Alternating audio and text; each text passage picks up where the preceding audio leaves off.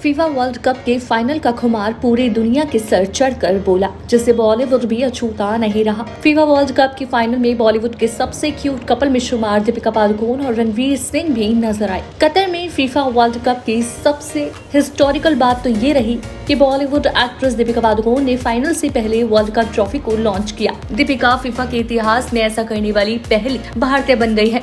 दीपिका ने पूर्व Spanish footballer इकर कैसिल्स फर्नांडीज के साथ ट्रॉफी को रिवील किया। दीपिका ने अपने इंस्टाग्राम अकाउंट पर भी एक वीडियो शेयर किया है, जिसमें उन्होंने कैप्शन में लिखा है, from unveiling the FIFA World Cup trophy to witnessing one of the greatest games in sporting history, I truly could not have asked for more. Deepika के अलावा उनके हस्बैंड रणवीर सिंह भी फाइनल मुकाबले में नजर आई। उन्होंने अपनी इंस्टाग्राम स्टोरी पर कई फोटोज और वीडियो शेयर की हैं।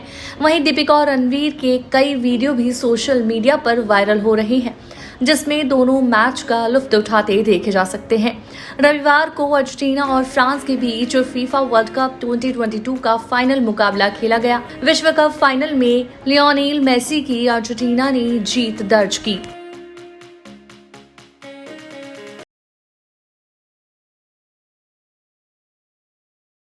प्रधानमंत्री नरेंद्र मोदी ने रविवार को अर्जेंटीना को 2022 में तीसरी बार फुटबॉल विश्व कप जीतने पर बधाई दी। पीएम मोदी ने अर्जेंटीना के राष्ट्रपति अल्बर्टो फर्नांडीज को टैग करते हुए ट्वीट किया कि इसे सबसे रोमांचक फुटबॉल मैचों में से एक के रूप में याद किया जाएगा। चैंपियन बनने पर अर्जेंटीना को बधाई। उन्होंने पूरे टूर्नामेंट में शानदार प्रदर्शन किया है। अर्जेंटीना और मेसी के लाखों भारतीय प्रशंसक इस शानदार जीत पर खुशी मना रहे हैं। साथ ही पीएम मोदी ने फ्रांस के राष्ट्रपति इमैनुएल मैक्रोन को टैग करते हुए फ्रांस में फाइनल में हारने वाले फ्रांस को भी उनके उत्साही प्रदर्शन के लिए बधाई दी। मोदी ने सिलसिलेवार ट्वीटों में कहा कि फीफा विश्व कप में शानदार प्रदर्शन के लिए फ्रांस को बधाई। पेनाल्टी शूटआउट के रोमांचक फाइनल में अर्जेंटीना ने फ्रांस को 4-2 से हराया। दोनों टीमें अतिरिक्त समय के बाद 3-3 से बराबरी पर थीं। वहीं कांग्रेस अध्यक्ष मल्लिकार्जुन खड़गे और वरिष्ठ नेता राहुल गांधी ने रविवार को अर्जेंटीना को फुटबॉल विश्व कप जीतने पर बधाई दी। कांग्रेस नेता राहुल गांधी ने ट्विटर पर लिखा कि मैच ने एक बार फिर दिखा दिया कि कैसे खेल सीमाओं से परे लोगों को जोड़ता है। कितना सुंदर खेल है। रोमांचक जीत के लिए अर्जेंटीना को बधाई। अच्छा खेला फ्रांस। मेसी और एम्बाप्पे दोनों सच्चे चैंपियन की तरह खेले। वहीं कांग्रेस अध्यक्ष खड़गे ने भी शानदार प्रदर्शन और फीफा विश्व कप चैंपियन बनने पर अर्जेंटीना को बधाई दी। उन्होंने ट्विटर पर लिखा, मेसी का शानदार खेल जो लाखों प्रशंसकों की उम्मीदों पर खरा उतरा और एम्बाप्पे ने शानदार वापसी के लिए फ्रांस को प्रेरित कर ध्यान खींचा। गौरतलब है कि रोमांचक मुकाबले में अर्जेंटीना ने फाइनल में पेनाल्टी शूटआउट में फ्रांस को 4-2 से हराकर फीफा विश्व कप फाइनल 2022 का खिताब अपने नाम किया है।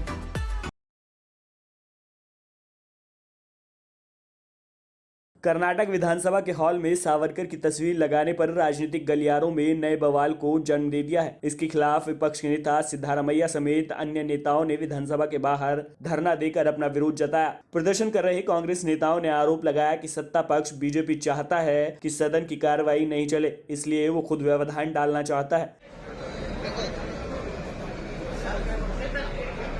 कर्नाटक कांग्रेस अध्यक्ष और विधायक डीके शिव कुमार ने कहा कि हम सरकार के खिलाफ भ्रष्टाचार के कई मामले उठाना चाहते थे, इसीलिए वो ये तस्वीर लेकर आ गए थे और विवाद खड़ा कर दिया। उनका विकास का कोई एजेंडा नहीं है। कांग्रेस नेता सिद्धारमैया ने स्पीकर को पत्र लिखकर मांग की है कि सदन में वाल्मीकि, बासवन्ना, कनकदास, BR अम्बेडकर, सरदार वल्लभ भाई पटेल समेत अन्य नेताओं की भी तस्वीरें लगाई जाएं। पत्र के माध्यम से सिद्धारमैया ने यह भी लिखा कि हमारा विरोध नहीं है बल्कि मांग है कि अन्य समाज सुधारकों की तस्वीरें भी विधानसभा हॉल में लगाई जाएं। सिद्धारमैया ने कहा कि स्पीकर ने मनमाने ढंग से सिर्फ सावरकर की तस्वीर लगाई है। उन्होंने कहा कि मैं किसी की तस्वीर लगाने के खिलाफ नहीं हूं। राज्य सरकार लोगों को कानून व्यवस्था समेत तमाम असल मुद्दों की ओर से ध्यान हटाने के लिए ऐसे कदम उठाती है।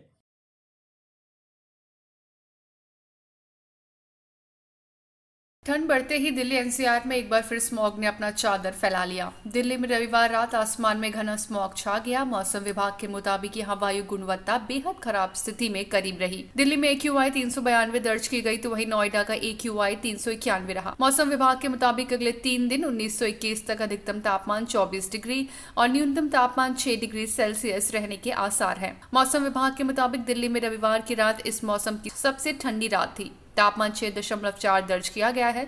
मौसम विभाग ने कहा कि 20 दिसंबर के बाद ठंड बढ़ जाएगी। इस साल दिल्ली में अधिक ठंड पड़ने की संभावना है। मौसम वैज्ञानिकों का कहना है कि इसकी वजह तेज, शुष्क और ठंडी हवाएं हैं। उत्तर पश्चिमी हवाओं के कारण दिल्ली में ठंड बढ़ रही है। सोमवार को दिल्ली में आसमान साफ रहेगा। अधिकतम तापमान 24 और न्यूनतम तापमान 6 डिग्री के आसपास रह सकता है। 24 दिसंबर तक दिल्ली के तापमान में 2 से 3 डिग्री की गिरावट आएगी। अधिकतम तापमान इस दौरान 22 डिग्री तक रह सकता है। न्यूनतम तापमान 5 से 6 डिग्री के आसपास दर्ज होगा। बता दें 0 से 50 के बीच AQI को अच्छा, 51 से 100 को संतोषजनक, 100 से 200 को मध्यम, 201 से 300 को खराब, 301 से 400 को बेहद खराब और 401 से 500 को गंभीर माना जाता है।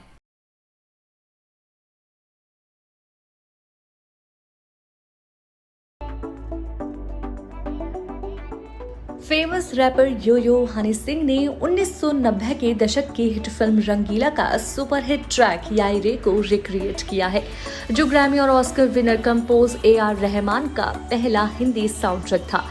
हनी के रिक्रिएट नंबर में EDM इलेक्ट्रॉनिक्स डांस म्यूजिक है, जो इसे एक पार्टी एंथम बनाती है। गाने में यूनिया वंतूर को एक नए अवतार में दिखाया गया है।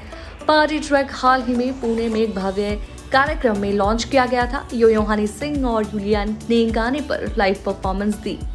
याए रे जोर लगा के नाचो रे, टंग टंग टंग टंग टंग टंग टंग टंग टंग टंग। याए रे जोर लगा के नाचो रे, टंग टंग टंग। क्या कुछ उन्होंने कहा, सुनते हैं। Yes, I'm so happy, I'm so excited, and the audience was incredible energy, and they seem to like the song, and this seems to be the item of the new year. So I'm very happy. Yo Yo Hany Singh is amazing on stage, and people loves him, and I love him too. And I'm so grateful and happy because I got this chance to sing this amazing, incredible, and iconic song, Yayi Re. And thanks for this to Yo Yo and Tips as well. Of course, I'm very happy. Music video का direction Mihir Gulati ने किया। Yulia Vantur का कहना है कि वो गाना सुनते ही खुद को थिरकने से रोक नहीं पाई। गाने में एक वाइब है जो कि आपको एनर्जेटिक बनाती है।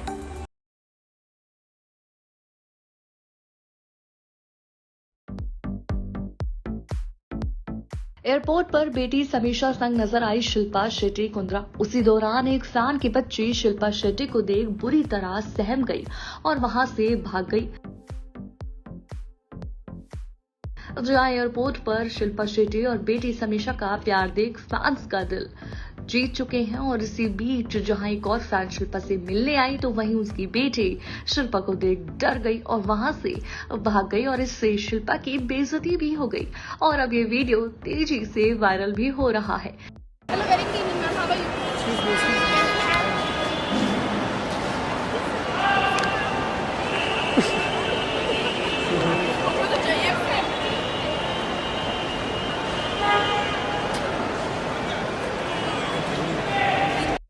शिल्पा शेट्टी का नाम बॉलीवुड की सबसे हिट और खूबसूरत एक्ट्रेस की लिस्ट में शामिल है। बता दें शिल्पा शेट्टी की फिल्म निकम्मा बड़े पर्दे पर रिलीज हो चुकी थी।